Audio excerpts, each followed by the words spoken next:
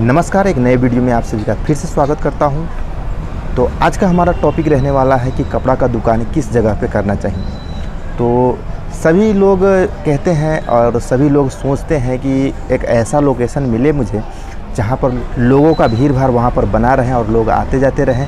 तो ऐसे में भीड़ भाड़ को भी पहचानना ज़रूरी है, किस टाइप का भीड़ हो जिससे आपका दुकान चले, जिससे आपके दुकान के अंदर कस्टमर आए, उस भीड़ को पहचानना बहुत ही ज़्यादा ज़रूरी हो जाता है। तो चलिए, इसी भीड़ को पहचानने के लिए मैंने पिछले 8 से 10 साल का जो एक्सपीरियंस जो है गेन किया है वो आप सभी के सामने आज मैं शेयर करने वाला हूँ। तो सबसे पहले मैं भीड़ की तरफ जाने से पहले यहाँ पर एक चीज़ आपको क्लियर करूँगा कि जिस साइड में आप दुकान कर रहे हैं, जिस साइड में आप कपड़े का दुकान यानी कि स्टार्ट करने वाले हैं, उसके अपोजिट साइड में यानी कि रोड के उस पार में भी दुकानें होनी चाहिए। हो सकता है कि कोई जूते का दुकान हो, कॉस्मेटिक हो या अन्य जो भी आइटम्स होते हैं इनके दुकान हो तो बेहतर होता है। ऐसे में क्या होता है कि जैसे कि कोई कस्टमर मतलब जूता खरीदने के लिए मार्केट निकला हुआ है, तो जूते के साइड में अगर देखते देखते आगे बढ़ रहा है दुकानों को, तो जूते के दुकान से जैसे ही वो बाहर निकलता है अपोजिट साइड में अगर देखेगा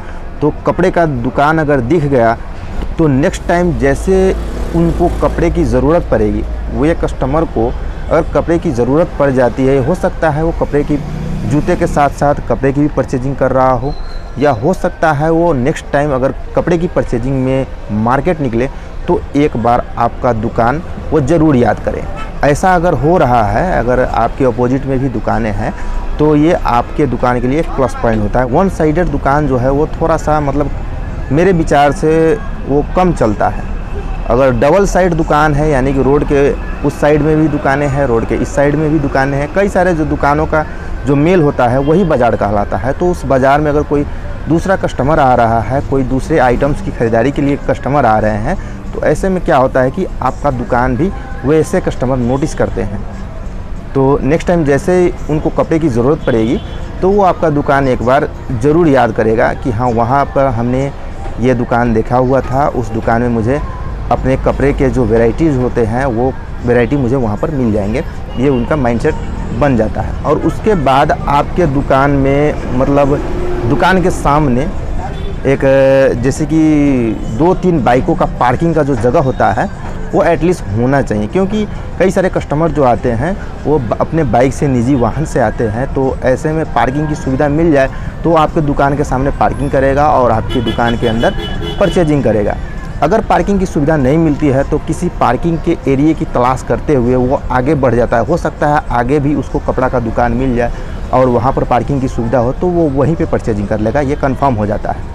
तो ये चीज़ होता है कि पार्किंग का जगह वहाँ पर दे तो बेहतर है अपने कस्टमर को। और कुछ डमीज़ वगैरह जो है वो आपके दुकान के सामने सजनी चाहिए। और जैसे ही कोई नया प्रोडक्ट आप ले करके आ रहे हैं, नया माल आप परचेजिंग करके ला रहे हैं, तो 2-4 पीस उसमें से सैंपल के तौर पे उसमें दिखाने होते हैं, आगे शो करने होते हैं कि ये प्रोडक्ट हमारे यहाँ नया है। ऐसे लोगों को भी लगे कि हाँ, ये चीज़ नया आया हुआ है, फैशनेबल चीज़ है और हमें इस चीज़ को ले लेना चाहिए। अब हम बात करते हैं मेन टॉपिक के ऊपर। भीड़ को समझने से पहले हमें ये चीज़ जानना ज़रूरी होता है कि लोग कपड़े किस किस समय में ख़रीदते हैं। मेनली लोग कपड़े मतलब पर्व त्यौहार के ऊपर ख़रीदते हैं और शादी विवाह के ऊपर ख़रीदते हैं, और कहीं पे उसको पार्टी वगैरह अटेंड करना हो तो ऐसे टाइम में वो कपड़े ख़रीदना पसंद करता है। तो ऐसे में भीड़ जितना ज़्यादा होगा उतने ज़्यादा कस्टमर आने की संभावना बनी रहती है। तो भीड़ को मैंने 3 भागों में बांटा है। कैसा भीड़ आपको टारगेट करना चाहिए, कौन से भीड़ वाले जगह को, कौन से भीड़ वाले एरिया को आपको टारगेट करना चाहिए, वहाँ पे दुकान करना चाहिए। मैं अपना एक्सपीरियंस शेयर कर रहा हूँ, ये कोई किताबी भाषा नहीं है। मैंने जो पिछले 8-10 सालों में जो गेन किया है, जो नॉलेज नुकसान सह करके हो या नफ़ा सह करके हो, वो एक्सपीरियंस मैं आप लोगों को बताना चाहता हूँ ताकि आपका जो है अब नुकसान ना हो। तो देखिए, सुबह का एक भीड़ होता है लोकल लोगों का।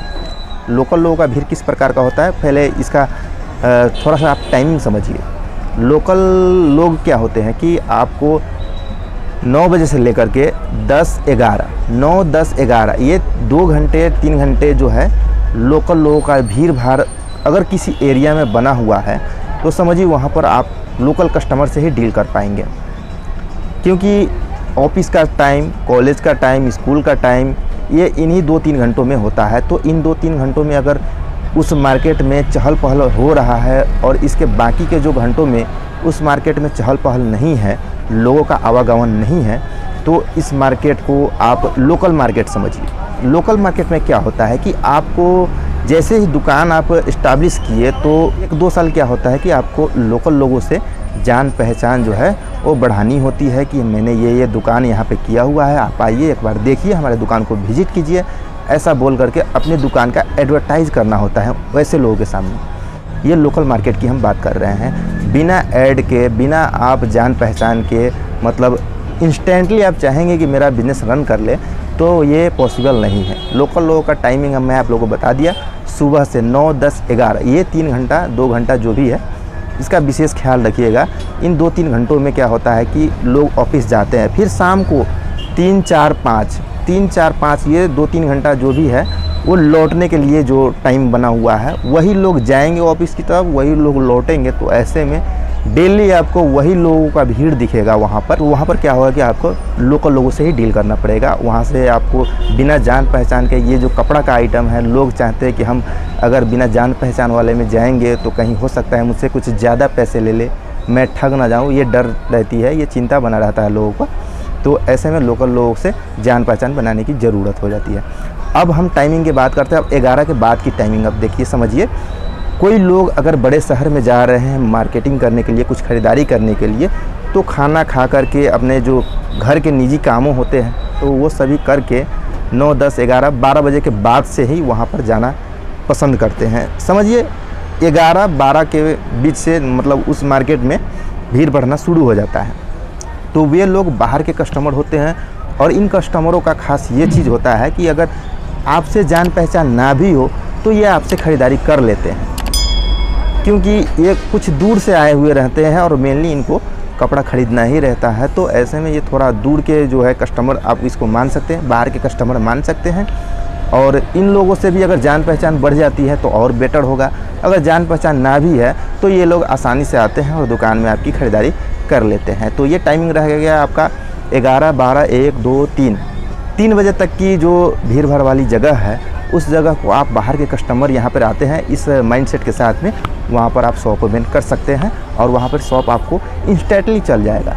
जैसे ही आप शॉप ओपन करेंगे, जैसे कि आज ओपन किए, तो हो सकता है 1 या 2 हफ्ते के बाद से आपका जो बिज़नेस है वो रन कर लेगा। और ये 2 जगह आप समझ गए हैं टाइमिंग के हिसाब से कि लोकल कस्टमर कहाँ आते हैं और बाहर के कस्टमर कहाँ आते हैं। अब तीसरा कस्टमर है ये दोनों का मिक्स, यानी कि सुबह आपको 6-7 बजे से शाम को 6-7 बजे तक ये पूरा होल डे, यानी कि पूरा दिन अगर किसी मार्केट में भीड़ भाड़ बना रहता है तो उस मार्केट को आप बिल्कुल मत छोड़िए।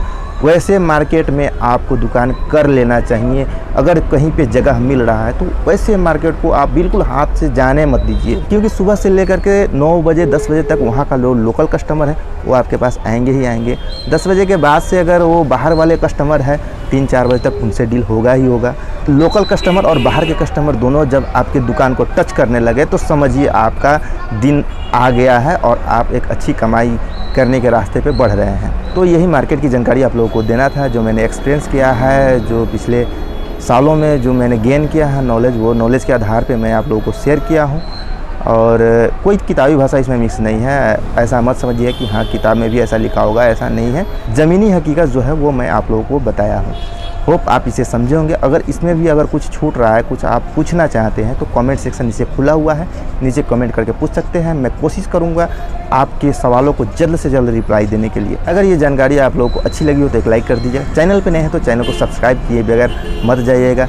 हम ऐसे ही बिजनेस से रिलेटेड टॉपिक्स आप लोगों के लिए लेकर के आते रहेंगे। मिलते हैं नेक्स्ट वीडियो में नई जानकारी के साथ में, तब तक के लिए जय हिंद।